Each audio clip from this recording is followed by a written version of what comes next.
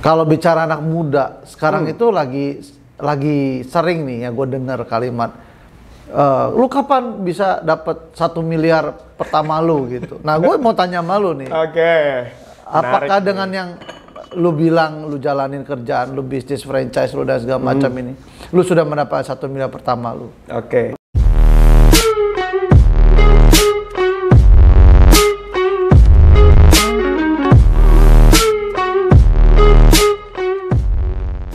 Yo, welcome great people.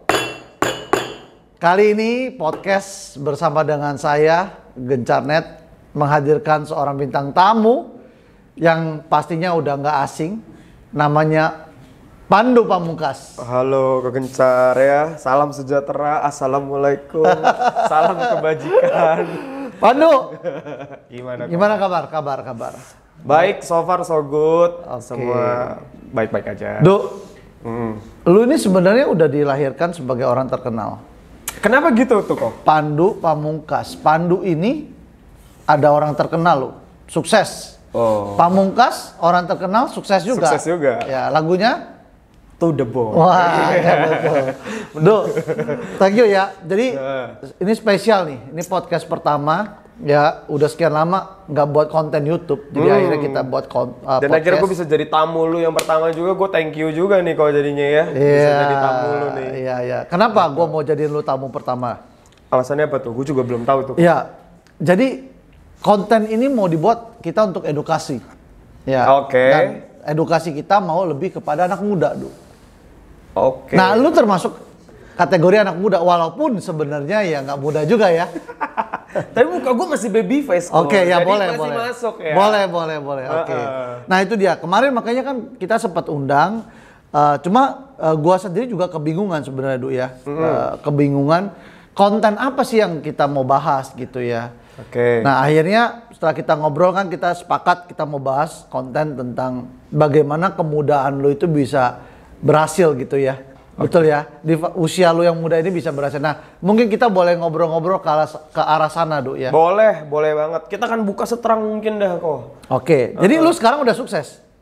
Sukses Nah, ini itu, pertanyaan yang menarik nih. Pertanyaannya itu sukses definisinya banyak kok. Tapi kalau menurut gue sukses paling enggak di usia gue udah menikmati sesuatu yang dulu gue nggak bisa nikmati. Dan menurut gue definisi sukses yang paling dalam adalah lu menjadi yang lebih baik daripada yang sebelumnya kok.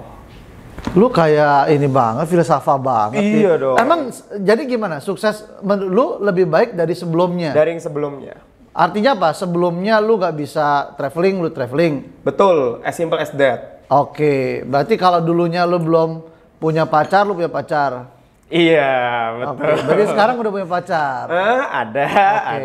Jadi sukses kalau belum punya mobil bisa punya mobil. Benar, as simple as that kok. Oke, jadi lebih baik dari sebelumnya. Dari sebelumnya. Kadang kan orang tuh mau ngincar sukses, takarannya dia terlalu tinggi. Mau jadi orang lain, mau jadi someone yang udah bener-bener sukses banget. Nah itu buat orang kadang jadi stres kok. Menurut gua tuh mulai dari hal simple aja dulu. Yang sebelumnya lu kurang baik, hari ini lu harus jadi lebih baik aja, gitu. Oke, jadi ada pertumbuhan ya? Betul. Ada pertumbuhan. Ada pertumbuhan. Oke, Du, jadi oke sekarang mungkin lu bicara tentang umur masih under 30 lah, mendekati lah ya. Kemarin abis ulang tahun. Oke. Jadi kepalanya udah 3 nih. Wah, selamat ulang tahun ya, Du ya. Happy birthday ya. Iya, thank you kok, thank you. Oke. Berarti sudah menganjak kalau balita ini sudah mulai dewasa. Ya. Benar. Gue coba flashback ke belakang ya. Oke, Ya. boleh. Berarti kita coba membedah di masa lu dulu kuliah ya. Oke. Lu kuliah sendiri itu sebenarnya sesuai dengan jurusan yang lu mau nggak, dan apa yang lu jalankan sekarang sesuai dengan jurusan lu? Oke, apa enggak? ini panjang nih ceritanya nih kok. Jadi Oke. gue coba make it simple ya. Jadi tuh dulu kenapa gue ambil jurusan kuliah yang akhirnya gue kuliah. Gue anyway jurusannya akuntansi.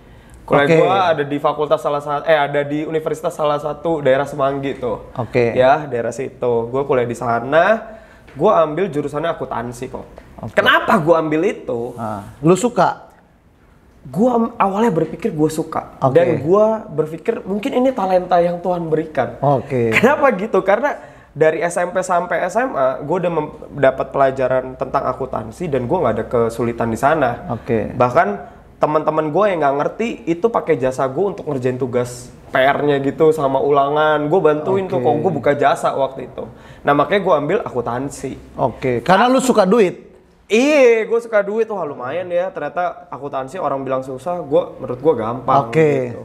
Akhirnya gue masuk lah di universitas itu tuh di Semanggi tuh dan ambil jurusan akuntansi. Lulus nggak? Lulus, tapi gue jalur investasi lebih kok. Orang-orang kuliah 3,5 tahun, 4 tahun, gue 5 tahun.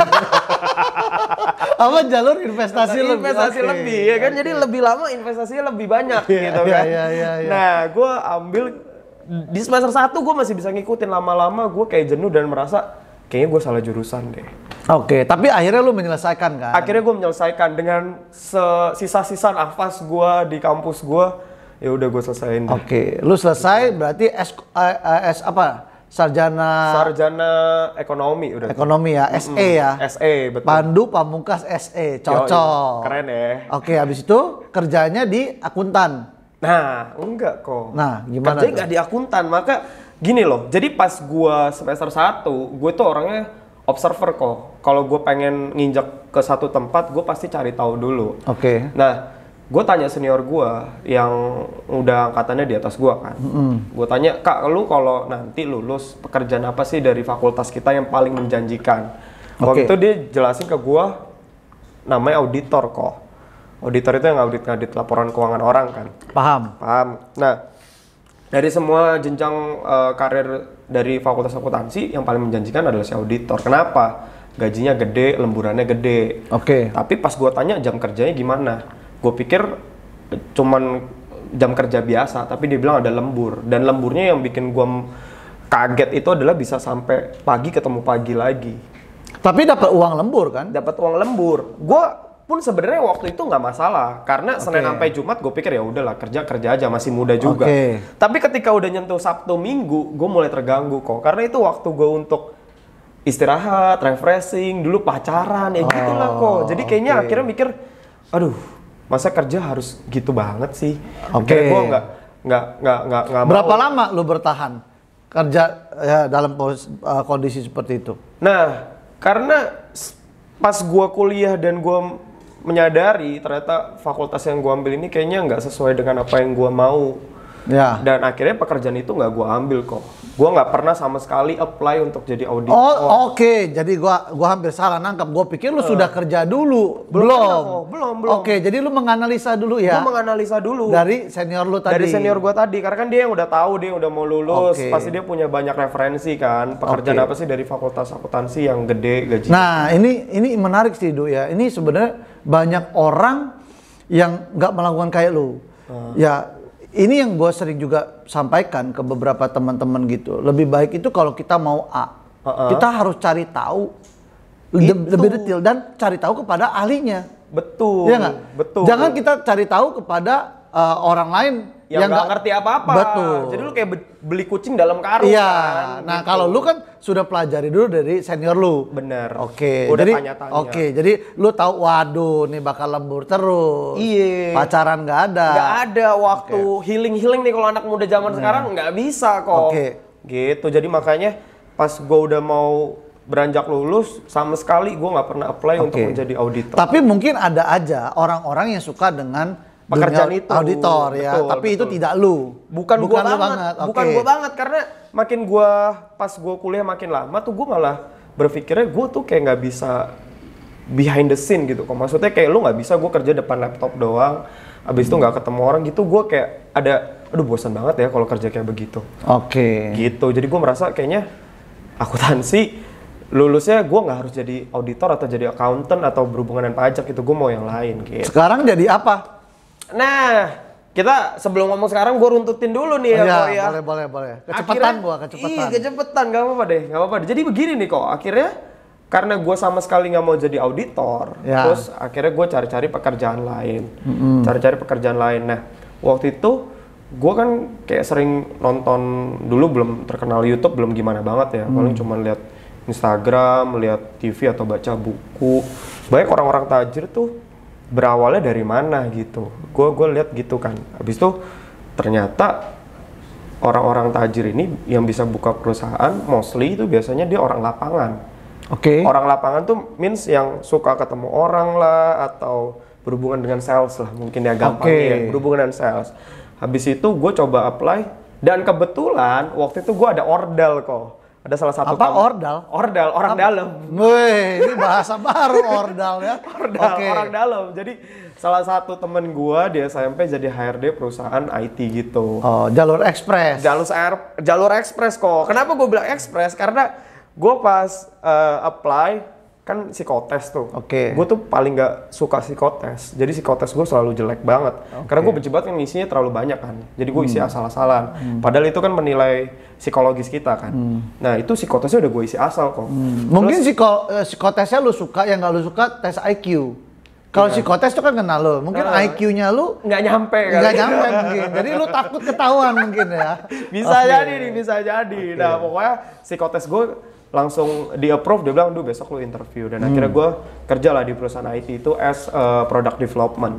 Itu berarti bagian sales itu? Bagian sales, itu nama kerennya product development kok. Padahal mah ujung-ujungnya berkaitan dengan penjualan. Oke, lu ketemu orang juga gitu ketemu orang, gue dulu kerjaan gue tuh dulu roadshow ke banyak daerah di Indonesia untuk promosiin sama presentasiin produk-produk yang gue lagi develop. Jadi menarik ya. Jadi lu sangat mungkin lu punya satu pandangan kalau gua lihat bahwa lu itu percaya karena lu melihat dari biografi orang sukses, mereka itu yang sukses kebanyakan ketemu orang. Betul. Ya, semakin banyak gitu ya. semakin banyak ketemu orang, mungkin semakin banyak opportunity mungkin kan. Agree, itu yang gua lihat kok. Karena pas gua terjun ke sana, gua mikir gini. Pas gua lulus waktu kan UMR pada zaman gue lulus kan gue 2015 tuh kurang lebih 3,5 juta. Ya puji Tuhannya masih di atas UMR sih. Tapi kalau kita berhitung gaji doang nggak cukup. Makanya gue itu sign kontrak dengan perusahaan ini karena selain gaji gue bisa dapat bonus atau komisi gitu dari perusahaan ini. Dan setiap gue berhasil approaching banyak company gitu dan dan memang gue setuju. Orang sales itu memang banyaknya, mereka tuh banyak duitnya lah gitu ya. Itu dari bonus memang kan. Dia achieve target dapat ya kan. Kayak ada matriksnya kan, makin tinggi bisa makin besar. Iya, makin banyak project yang lu golin akan makin besar pengkali lu mendapatkan bonus atau komisi. Nah, ini lu di salesnya di bidang IT lah ya. Oke, kita nggak sebutkan nama perusahaannya tapi gua kebayang nih. Kebayang. Nah, sukses nggak lu di sana? Artinya apa? Nah, kaitannya dengan sekarang ini gimana? Nah, ini kalau dibilang sukses, bingung nih ya. Kenapa gitu? Sebenarnya awalnya tuh pekerjaannya menurut gue sangat menyenangkan kok. Kenapa gue bilang menyenangkan? Sebagai gue first grad yang ambil kuliah jalur investasi lebih ya. Pas gue desain kontrak, gue bisa keliling Indonesia. Gue setiap seminggu sekali pergi keluar kota. Dapat trip atau kerja? Kerja kok. Tetap aja kerja. Buat gue roadshow ke luar kota, you name it lah. Gue Sumatera udah pernah, Kalimantan, Sulawesi, Jawa happy apalagi. Itu pasti happy banget. Tapi kok makin gue jalanin, makin capek ya. Gue akhirnya kayak satu sisi makin bosen tuh, kok bandara lagi, terbang lagi. Soalnya kenapa? Dengan gue pergi keluar kota, kerjaan gue yang di Jakarta tuh juga makin numpuk. Sedangkan di sana gue juga ada kerjaan. Makin lama makin, waduh kok kayak nggak ke-handle dan pressure-nya itu memang makin besar. Berarti kalau pergi keluar kota naik pesawat belum tentu healing dong? Nah, betul ya. Kalau judulnya gitu bukan healing itu. Belum tentu healing. Yang gue alamin malah makin kena mental. Makin pusing kok karena kerjaan luar kota lu harus kelar, Jakarta juga harus kelar. Dan itu deadline semua.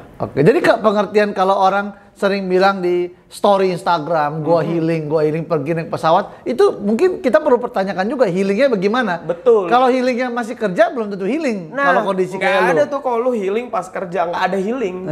Kecuali kita udah punya flexible time, lu keluar kota, ya itu lu bisa. Memang liburan atau kerjanya berdasarkan dengan apa yang lu mau gitu ya. Betul. Emang ada kerja apa yang lu mau? Nah ini kalau ini kan jadi pertanyaan lu ada sukses itu kayak gimana gitu ya, dan menurut lu apakah gue udah sukses waktu itu di pekerjaan gue? Nah akhirnya gue ketemu satu momen kok waktu gue kerja di kantor IT itu gue memang banyak mendapatkan pengalaman lah dengan gue lobby orang, approaching orang, ketemu bos-bos company. Oke. Gue jadi kayak ngerti cara berbicara sama orang, gue ngerti gimana memahami karakter orang. Nah dari situ gue nggak bilang kerjaan kantor jelek, tapi bagus juga. Tapi gue dihadapkan sama satu sisi di mana kalau gue gini-gini terus stuck, nggak akan menjadi lebih besar. Iya, pertumbuhan Itu gue lihat kan gue kerja hampir 2 tahun, 2 tahun lah di situ. Gue lihat karir gue stuck di situ-situ aja. Terus gue pernah nanya bos gue, kalau lu mau karirnya besar, lu nggak mau dihambat ya lu silakan buka company sendiri. Waduh. Dia bilang gitu. Tapi disupport nggak masalahnya? Iya enggak, itu dia. Gue pikir disupport, dia dikasih company bar, oke. Enggak ya. Tapi itu menurut gue sarkas yang membuat gue akhirnya tersadar sih. Iya. Menurut gue kan ya balik lagi ya, Tuhan punya caranya masing-masing gitu untuk menyadarkan umatnya. Nah dengan cara begitu gue akhirnya kepikiran, kenapa nggak gue mandiri? Dan gue sadar nih, kalau gue kan kerja itu nggak pas lulus kuliah doang. Sebelumnya tuh gue pernah kerja adalah promotion gitu lah ya. Nah gue memang nggak terlalu nyaman kerja sama orang. Kenapa? Karena gue merasa gue punya kemampuan di sini. Tapi karena gue dinilai sama banyak orang, gue dianggapnya di sini.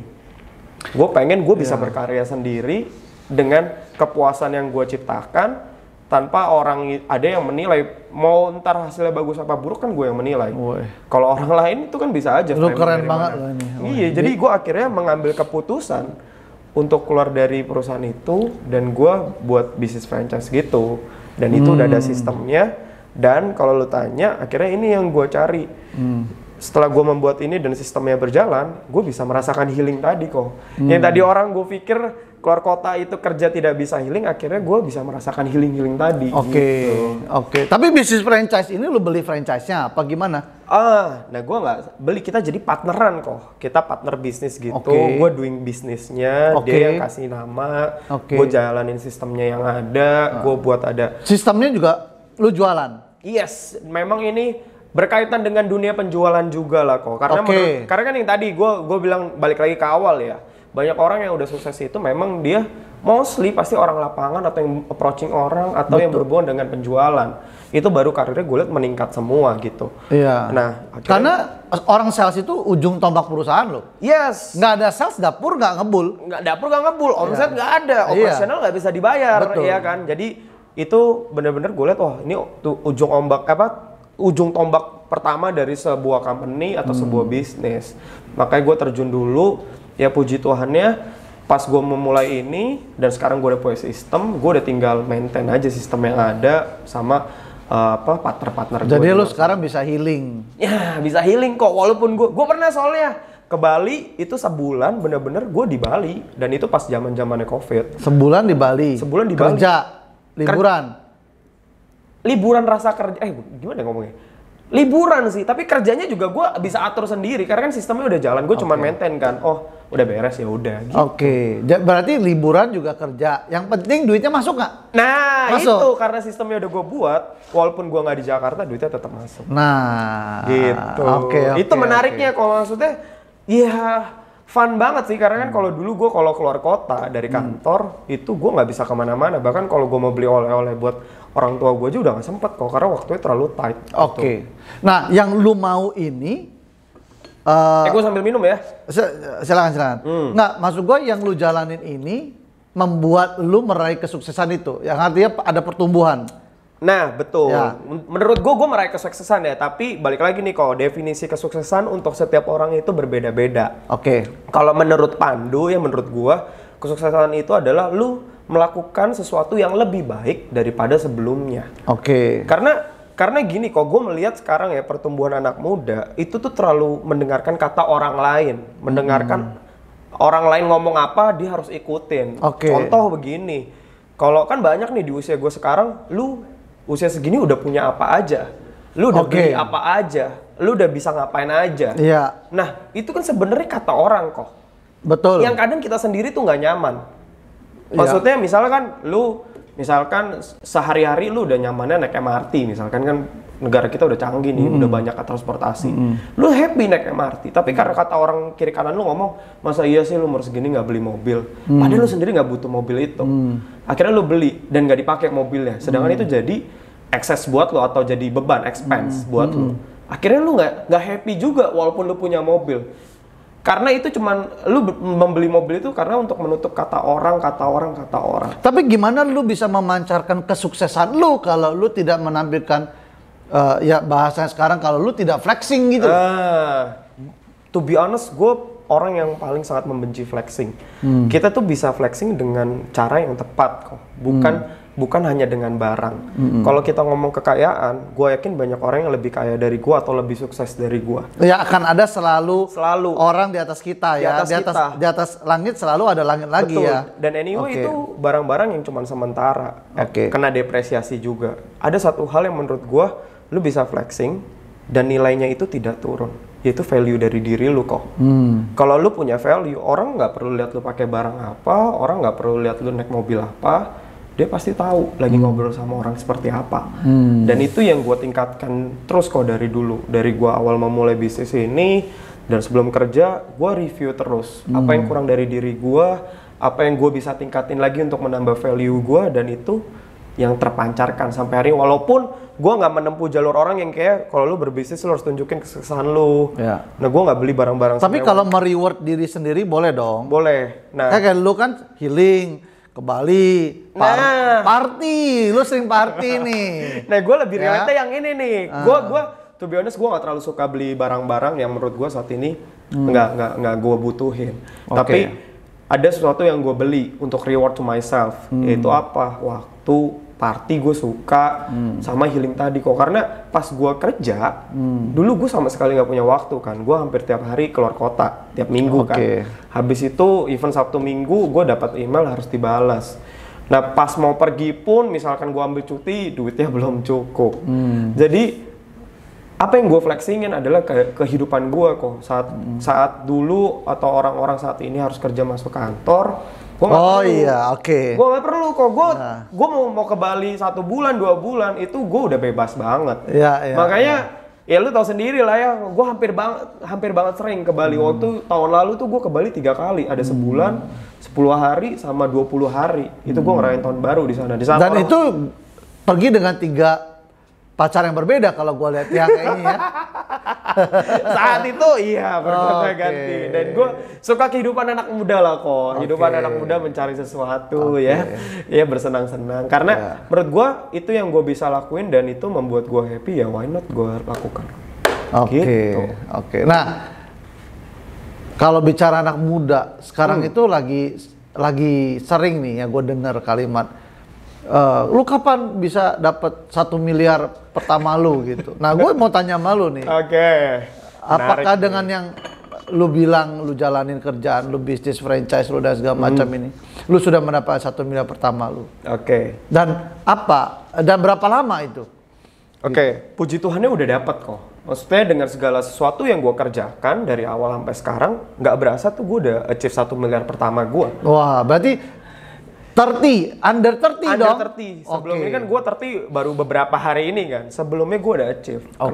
Nah, karena gue sebenarnya simpelnya adalah itu sesuatu yang lo dapatkan hari ini.